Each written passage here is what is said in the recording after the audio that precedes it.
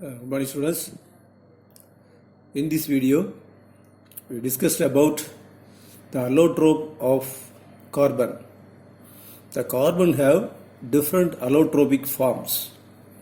The graphite, diamond, fullerenes, graphene, like that. So first we see the first allotrope, graphite. The graphite is made up of carbon atoms only. The carbon atoms are bonded together through sp2 hybridized carbon atom. The carbon atoms are bonded together to form hexagonal network of two-dimensional sheet. Each carbon atom in graphite undergo sp2 hybridization. The s orbital, 2s orbital and 2p orbital. In 2p orbital, 2px and 2py orbital. So these three orbitals, 2s and 2px, 2py, these three orbitals undergo hybridization to form three sp2 hybridized orbitals, and one p orbital is unhybridized orbitals. So unhybridized p orbital with one electron. This unhybridized p orbital form pi bond.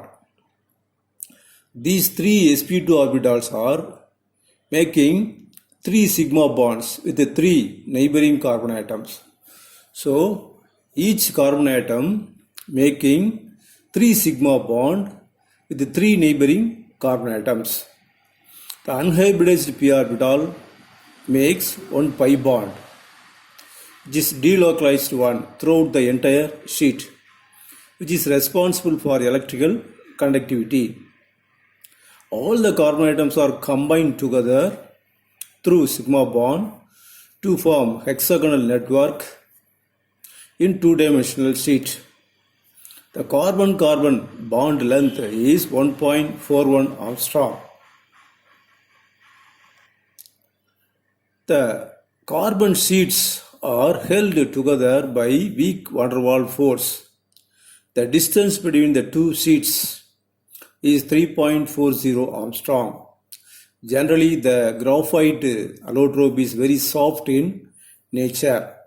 The special character of the graphite is very soft nature and also conduct electricity due to the delocalization of the electron. So this is the structure of graphite.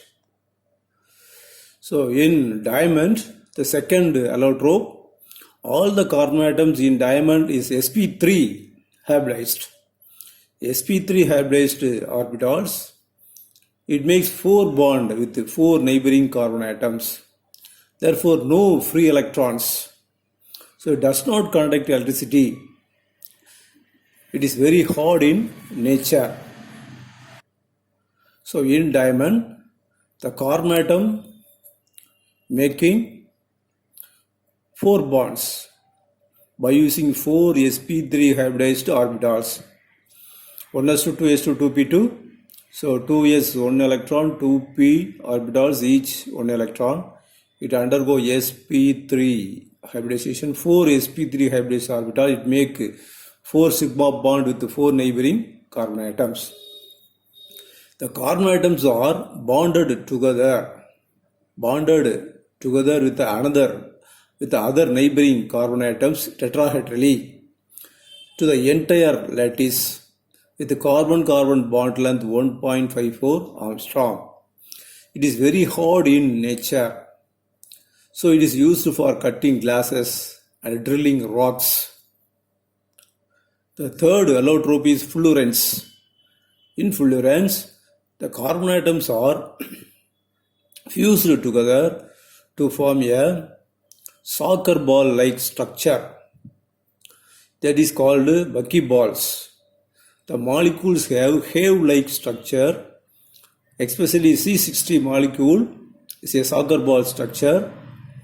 In this structure, fused ring consists of 26-membered ring and 12 5-membered ring are fused together to form a ball-like structure. Each carbon atom is sp2 hybridized carbon atom. It forms 3 sigma bond with the neighboring carbon atom and 1 delocalized bibond, which is responsible for aromatic character. The allotrope of this allotrope is a discrete molecule. It consists of C32 or C50 or C70 or C76. The carbon-carbon bond distance is 1.44 Armstrong and carbon-carbon double bond distance is 1.38 Armstrong. The carbon-carbon bond single bond distance is 1.44 Armstrong. Carbon-carbon double bond distance is 1.38 Armstrong. The fourth allotrope is carbon nanotubes. The carbon nanotube has a graphite-like structure with the fluorescence end. Along the axis, the nanotubes are very strong like steel and they conduct electricity. It is used in nanoscale electronics, catalyst, polymer and medicine. So carbon nanotubes is a graphite-like structure with fluorescence end. That is the specialty. The last allotrope is graphene. In graphene, the carbon atoms are sp2 hybridized carbon atom. They are joined together to form a single planar sheet, only a single sheet. They are dense backed like a honeycomb crystal lattice. These are all the 5 allotropes of carbon. That is graphite, diamond, fluorines, carbon nanotubes and graphene. That's all. Thank you, students.